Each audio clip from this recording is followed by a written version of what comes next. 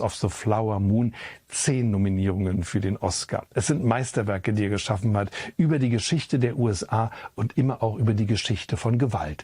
Denken Sie an Raging Bull, Taxi Driver, Irishman, um nur ein paar zu nennen. Sie sehen jetzt die Pressekonferenz zur Hommage für Martin Scorsese, der auch, und das bewundere ich besonders, ein großer Bewahrer von Filmkunst ist. Er setzt sich immer ein für den Erhalt von Meisterwerken der Vergangenheit. When I was your age, they would say we could become cops or criminals. When you're facing a loaded gun, what's the difference? This is not the regular police. This is the state police. We are an elite unit. This is who we're after. Frank Costello. You won't be paid as a regular cop, but there's a bonus involved. So what do I do? You will not ever know the identity of undercover people. You have anyone in with Costello presently? Maybe. Do you know who I am? Maybe not. I'm gonna have my associates search you. That was quick. Think he's dead already? I think we could work something out. We are all convinced that Costello has at least one mole inside the Special Investigations Unit. There are parts of my job I can't talk to you about. Man, you are trouble. You don't know the half of it. You better get organized, quick. Hey, last time I checked, I tipped you off and you're not in jail. Getting the feeling we got a cop in my crew. Sooner or later, he's gonna find out who I am, and he's gonna kill me. Calm down. We're the only two people on the face of this earth that even know you're a cop. I can get the rap. You just gotta let me do it my way. If you don't, it won't be me who pays for it.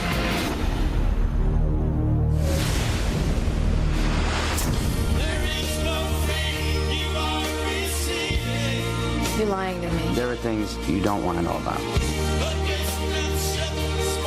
What are you waiting for, honestly? I mean, do you want him to chop me up and feed me to the poor? Is that what you guys want?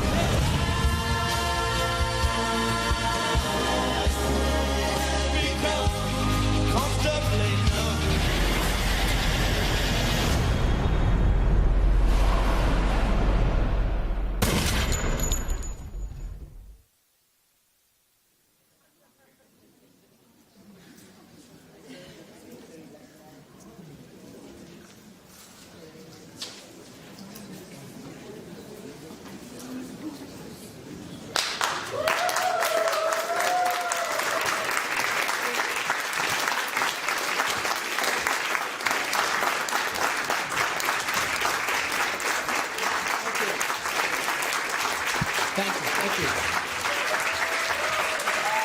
Thank you. Thank you. Thank you very much. Thank you. Thank you.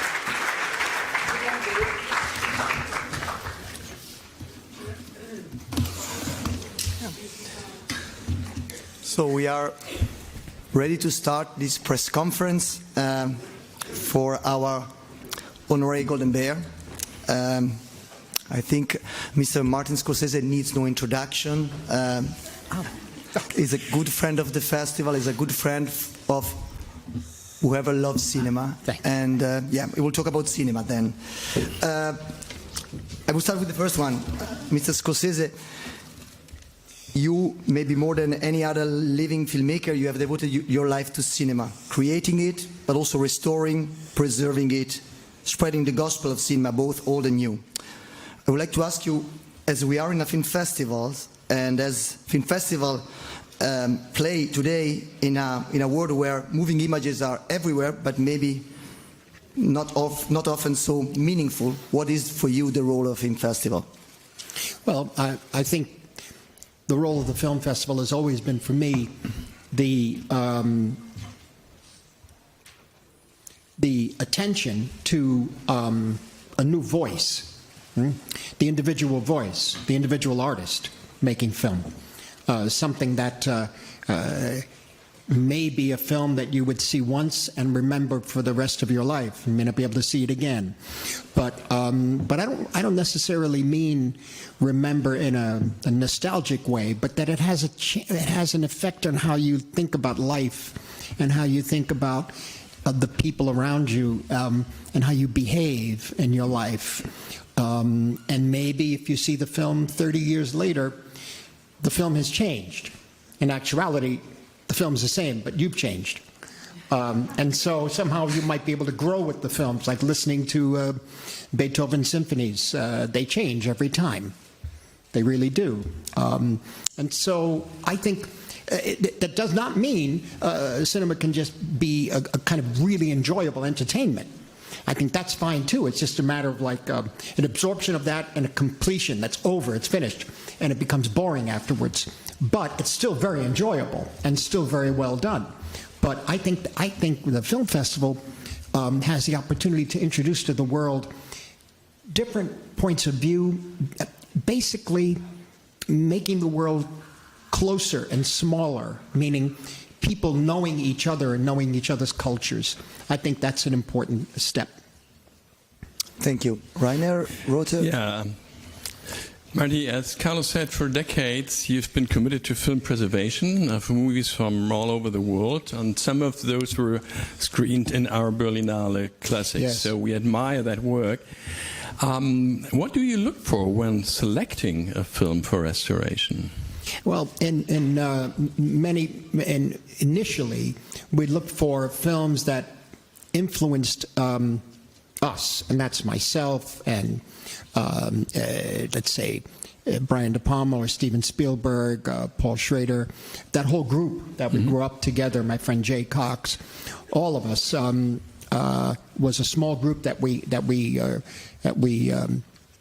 had back in 1971, 72, and 73 before we all started really making movies.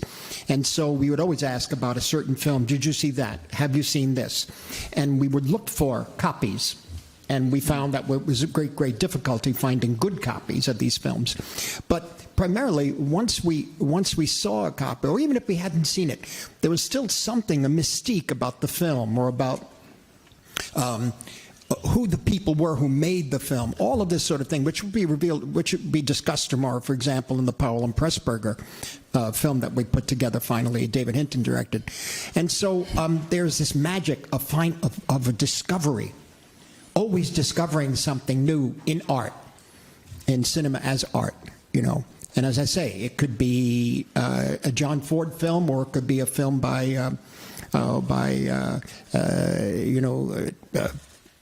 anyone from, or Sajid Ray.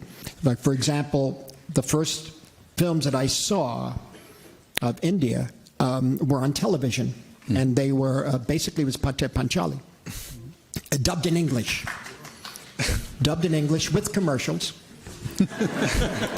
in New York. It was great. It was great. And I realized that, I always tell the story, I realized, having been a real lover of, I was about 10 years old when I saw The River by Jean Renoir. My father took me to see it, and I love that film, and I love Renoir. And yet, when I saw the Sajid Ray, I realized that the people in Renoir's film or in other films made by English or French and Americans, the people in Pate Panchali were the people you usually see in the background of the other films. You follow? And I began to put it, wait a minute, this is very interesting. They're living in this village in the middle of what may be called a jungle of some kind, and yet these are people who really, there's no difference between us. And so as a young person, that opened the world to me, because my parents were, they were literate, but they didn't have books in the house. There were no books. I had to bring in my own books, and really a lot came through seeing foreign films, or they're French, certainly Italian films immediately when I was 5 years old, the neorealist films. But, you know, there's a big difference between the Italian film and Sajid Ray, and then Ugetsu by Mizoguchi, which I also saw on television, dubbed in English. With commercials? With commercials. And it still was great. And then there was Kurosawa, you know. So all this was opening up. And the idea was to, if it affected me, a kid who came from a neighborhood where the parents weren't intellectuals and didn't read books and that, well, you know, maybe, you know, similar kids around the world might see a film and be affected by it, and they may not make films or anything, but it could change their lives. And so I became very sad to realize, of course, the impermanence of life, as we all know. But does it have to be that impermanent so soon? That's all. Why don't we... People say, Marty, the whole world's going to die. You say, I know, but we're heading towards the sun, or we're heading towards the moon or something. And so, in the meantime, we're all here. We're all here, so let's communicate. Yes. Let's communicate through art. That's a great... Okay, the first question is here. Thank you. It's unbelievable. I have possibility to speak with Martin Scorsese. Thank you. Congratulations. Thank you. My question is, how do you describe in one word who is Martin Scorsese? And next one is, I want to invite you to my country, Georgia, to drink with Georgia. me one glass of excellent Georgian wines. Yes. Yeah, I know. I know that wine. And I am Hatuna I like Kundadze from Georgian Georgian cinema. Film and Georgian Film Review. I like Georgian cinema. I know. What I have seen, I've seen of it. To say in one word who I am, I've been. It's a mystery.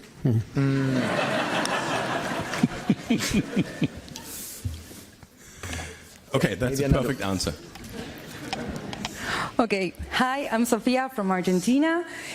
In your film, Italian American, the first of many collaborations with your parents, you decided to put part of the focus on food. And which, having Italian roots myself, I found it really on point. And I was wondering, apart from the famous sauce, what was your favorite dish from your mother while growing up? Oh, my favorite. My mother's. I preferred the lasagna that she made.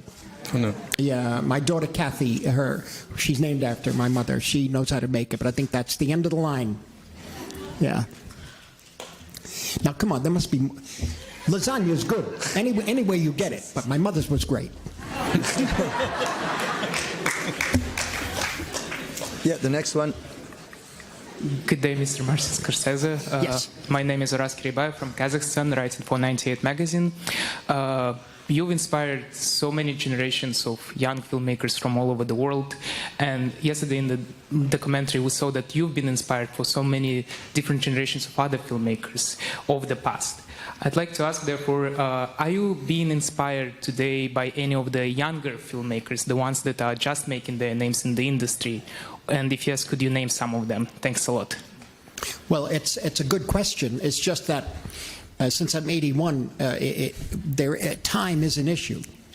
In that, where I devote the time to look at a film, I need to really select that and decide to go there. There's certain new Japanese cinema and Celine Song's Past Lives, Vim's film, Perfect Days. So, I mean, there are other young people whose work that I'm fascinated by. I try to keep up as much as I can, but I find it difficult in terms of following as many as possible. I wish I could be more specific on that. Sorry. The next question is there. Dear Martin Scorsese, my name is Márcio Salem from Cinema com Crítica from Brazil. Congratulations for your well-deserved honorary Golden Bear Award. I'm nervous, sorry. You are a paramount of movie making, and it's our privilege to appreciate your work. Thank you very much. Much has changed since you began filmmaking. Digital, streaming, even TikTok changed the way in which pictures are made and consumed. And much has been said about the death of cinema and the death of theatrical experience, but less has been talked about the death of film criticism, after social networks devaluated the role of a film critic. In your opinion, how can film criticism still be relevant nowadays?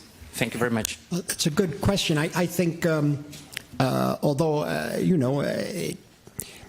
criticism exists only in the shadow of the art that's created, Without that, there can be nothing. And so we take the risks, and we have to take the further risk of being evaluated critically. One important thing is critics with an original point of view, or at least a sense of focus, and the word curating comes to mind. Curating curating filmmakers and curating types of films. For example, you know, when we started making independent films in New York, it was based on what John Cassavetes and Shirley Clark did and all that sort of thing. Separate from California, which was still very much the Hollywood system, the studio system. But in terms of film history, basically we had the 1940s, 1950s, and I say that because silent film, you couldn't see anything good silent. What I mean by that is that there were no good prints. Everything was scratched up, beaten, projected incorrectly. So the complete silent cinema was gone, pretty much, in America, from what I could tell, in New York, where we were. I don't include the 1930s, because the early 30s films were also very poorly represented on television, rarely shown in theaters. Late 30s, maybe. So you had the 40s and the 50s, and you had, from Europe, we had neorealism from Italy, and we had the high-quality French cinema of Marcel Carnet and René Clair and that sort of thing.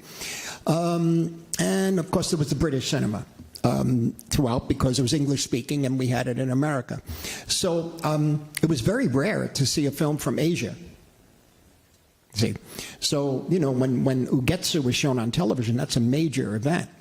What I mean is, it wasn't heralded, but it slipped in. The Japanese cinema slipped in through Rashomon and that sort of thing. But you had an ability to actually catch up on cinema that was not necessarily representing your own culture. But now, you have 100 years of cinema. You have silent cinema, which is back in effect, although it's only 10% of it. The rest has been destroyed. But what you can see of silent cinema, for the most part, is pretty good now. The restorations. You have films in the 1930s in beautiful condition. You put on TCM anywhere, and you'll see a film that looks like it was made yesterday. You have everything from the 50s. You have it, and plus you have it from all the other countries in the world. So how do you tell a young person where to go, what direction their viewing should take?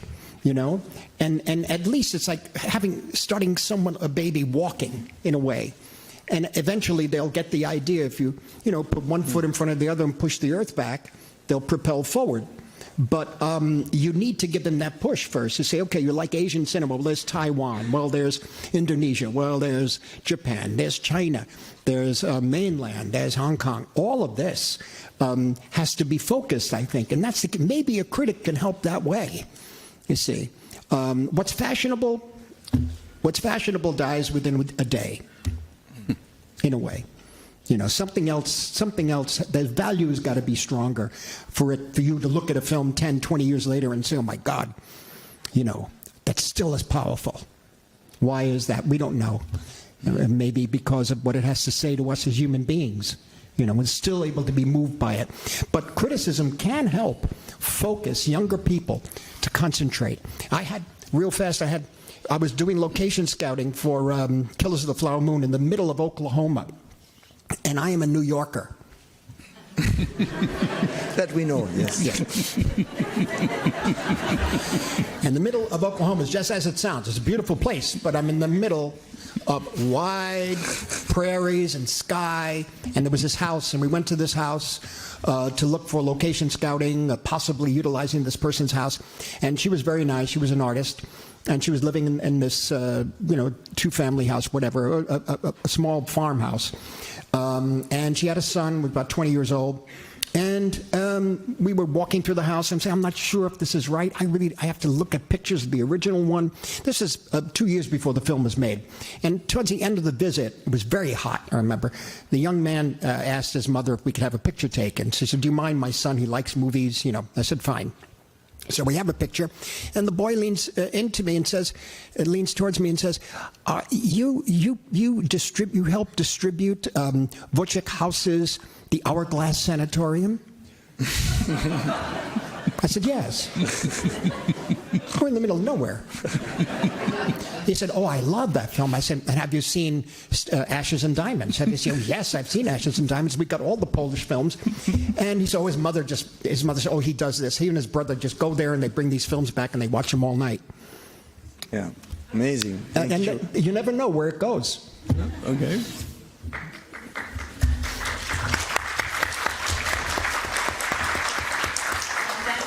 To Athens, Greece. I'm Polly from Greece. I work for FlixGR and Nova Cinema TV, but once I was a kid watching Taxi Driver in a small theater in Athens, and thank you for making me the person I am today.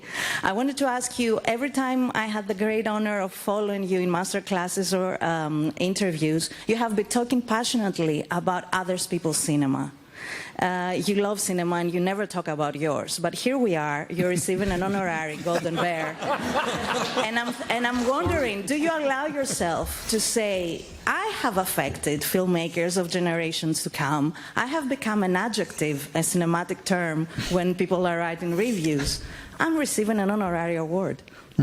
Well, I mean, I never thought of it in those terms. I guess when I was younger, full of even more ego and ambition. The ambition, I guess, you never quite lose that, to be honest. The ego, I guess you never quite lose it either. You try to. You try to because it gets in the way sometimes. And so the more I believed people telling me such things, I think the more it hurt me. So I had to push that away. I had to say, you don't know. And I think it happened on King of Comedy. It's when I realized it was free. I didn't know anything anymore. I put it all into Raging Bull, then Taxi in New York, and then Last Waltz. And I said, I don't know anything. Meaning, I'm free now to rethink everything. Where is the camera aimed? Where is the camera placement? What is this character doing in the frame? Story, yes. Character, yes. But in how to tell a story with pictures, I had to start all over again. And I find that's happened, thankfully, gratefully, a number of times in my life where even The Irishman, I had to stop and say, no, wait a minute. I don't want to I don't want to move the camera here. I don't want to cut in here. I just want to do this, or I want to do that. Well, what do we need for an establishing shot of a car driving up? Then it has to be rhythm. It has to be music. It just can't be a car driving up. You see, in other words, otherwise it becomes something that is ordinary. And so every frame in it, even though it's a lengthy film, every frame was thought of in a different way. And a lot of it is demanded by the nature of the characters of the film, the actors, he or she in the frame. But primarily that thing of freeing yourself from restraint of what and how something should be or has to be, doesn't have to be. Once you get to that, it's great because your biggest problem then is yourself. You have to deal with who you are, you see, and then that has to come out in artistic terms. And that happens almost every time in the past 10 or 15 years, whether it's a crazy mosaic like Wolf of Wall Street, or it's in 3D like Hugo, or it's Irishman, or it's Killers of the Flower Moon, or Silence even. Thank you. Hi. Joschuk from German television ZDF. You're obviously, Mr. Scorsese, a walking encyclopedia of film, and you're obviously strongly connected to Berlinale, and not to forget, you made one of the biggest and best films of all times. So once again, what's your answer for people claiming that cinema as we know it, and maybe this is also connected to festivals as we know it, is maybe not dead, but just about to die? What's your answer? I don't think it's dying at all, no. I think it's transforming. It never was meant to be one thing. We were used to it being one thing. You know, I mean, I grew up as one thing. If you want to see a movie, you went to a theater. A good theater or a bad theater, but it was a theater. It was always a communal experience. Festivals gave you indication of what other movements were around the world. How the world was expressing itself in cinema. Also history lessons or cultural lessons. But, you know, the technology's changed so rapidly, and it's changed so exhaustively and rapidly. It keeps changing that, in a sense, the only thing they could really hold on to is, again, the individual voice. The individual voice can I must say, can express itself on TikTok or can express itself in a 4-hour film or a 2-hour miniseries. Maybe, miniseries. It's very hard to shoot those because of the production, the time needed, and that sort of thing. But what I'm getting at is that I don't think we should let the technology scare us. I think you don't become a slave to technology. Let us control the technology and put it in the right direction. The right direction being from the individual voice rather than, again, something which is just consumed and tossed away. Mm-hmm. Thank you.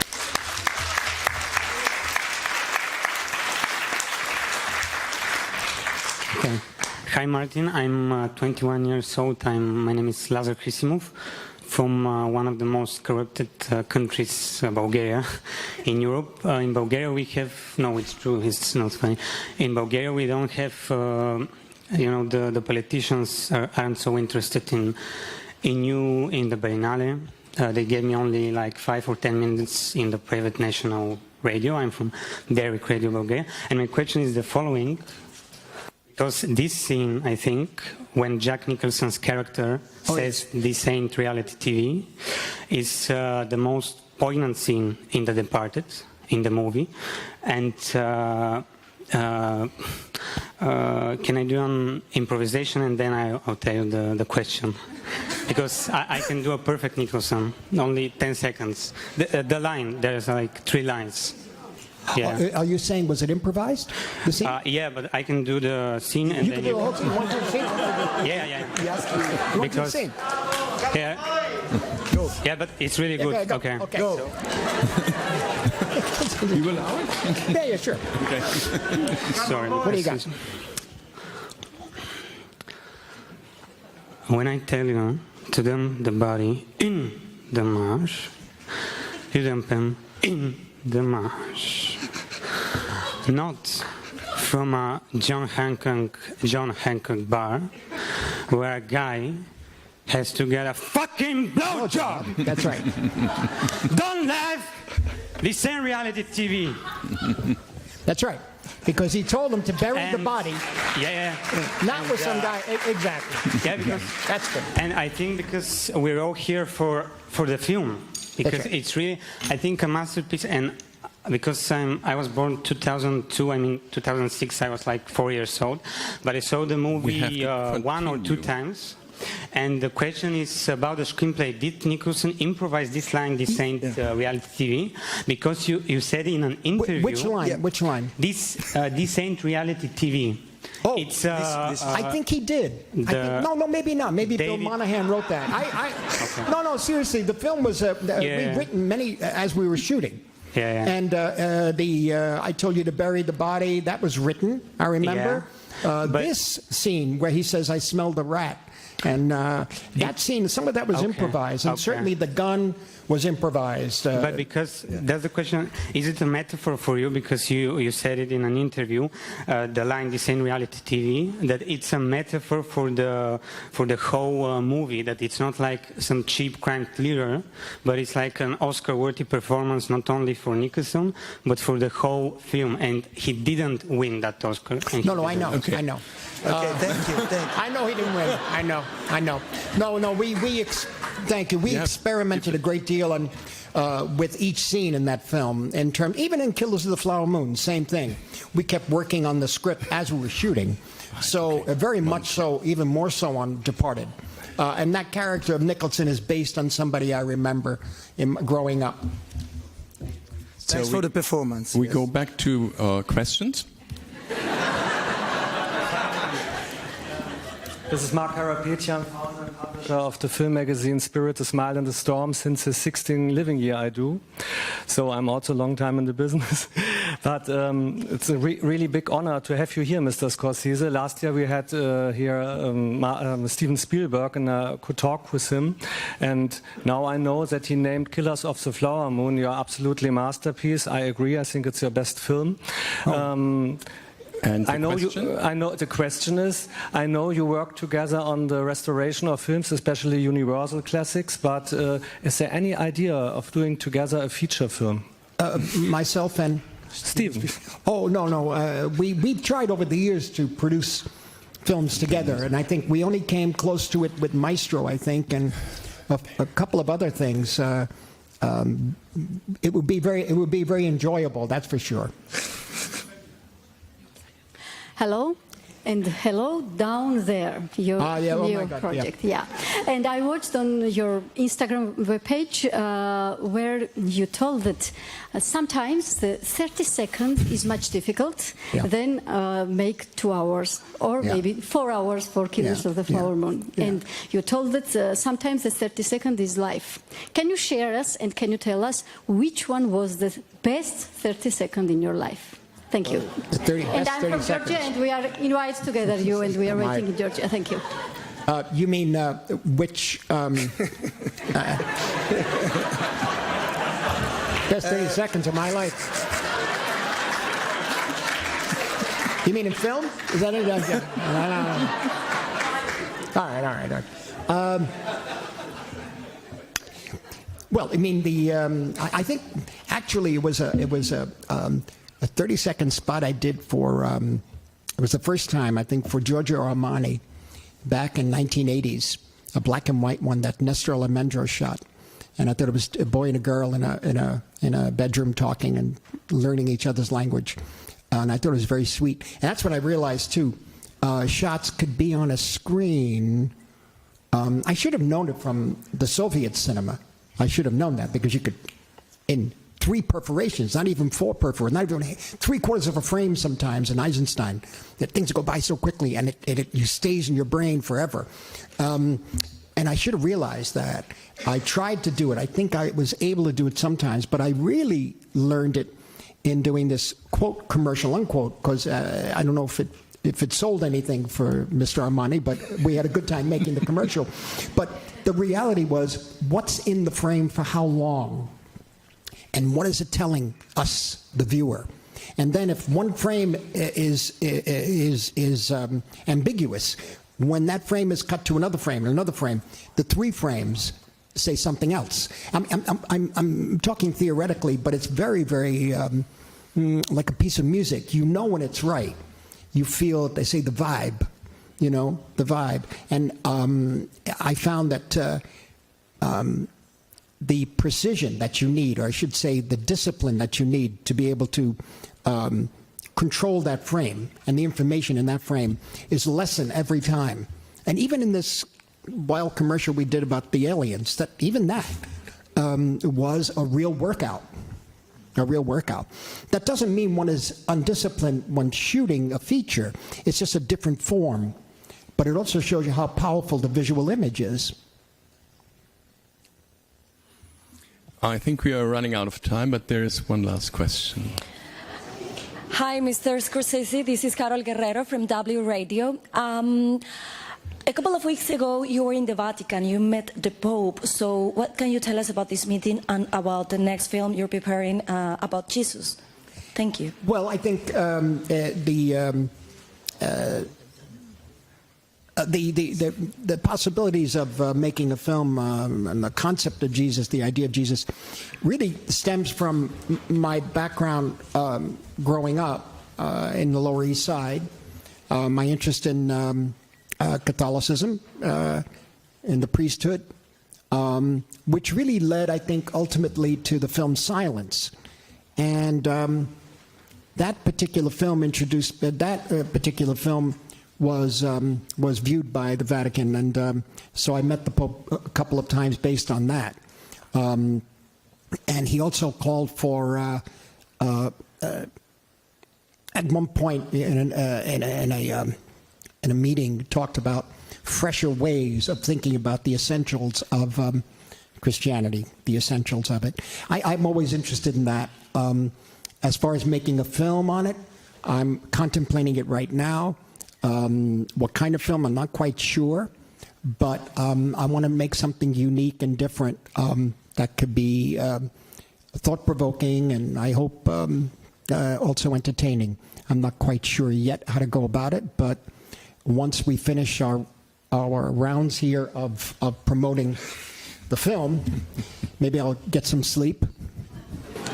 and then wake up and I'll have this fresh idea of how to do it. But I'm not sure. But the connection has been because of the Jesuit missionaries in Japan in the 17th century, and I believe His Holiness the Pope is Jesuit. Okay, we do have one last question. Oh. Sorry, but... Mr. Scorsese, I'm so delighted to see you here again, and I'm so lucky to be in the situation that I can talk to you for the second time. When you were here 2008 with the best rock band of the world, or with the best live performer of all times, yeah. You made history, and it was one of the most crowded press conferences in the recent history from the Berlinale. The Rolling Stones made a record for months ago after 18 years pause. Talking about your future works, do you consider making another film with the Rolling Stones? And if not, can you at least guarantee to keep up the tradition of putting Gimme Shelter in all of the soundtracks? Well, I'm going to try to put Gimme Shelter in. Remember when Mick Jagger, remember what he said? He said, yes. Yeah, I couldn't believe it. He was right. He said, Shine a Light is the only film that I have not put Gimme Shelter in. Yes, yes, yes, yes. I'm telling remember. You, I had some dental work done recently, and they put me out for it. I was, under, and apparently the dentist was listening to Gimme Shelter. It worked.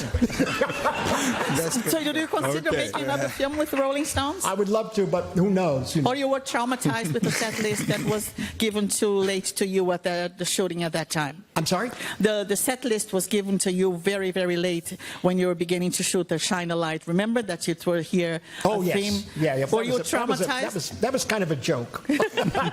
Thank you very much, Mr. Scorsese. Thank you very much. Thank you. Thank you very much. Thank you.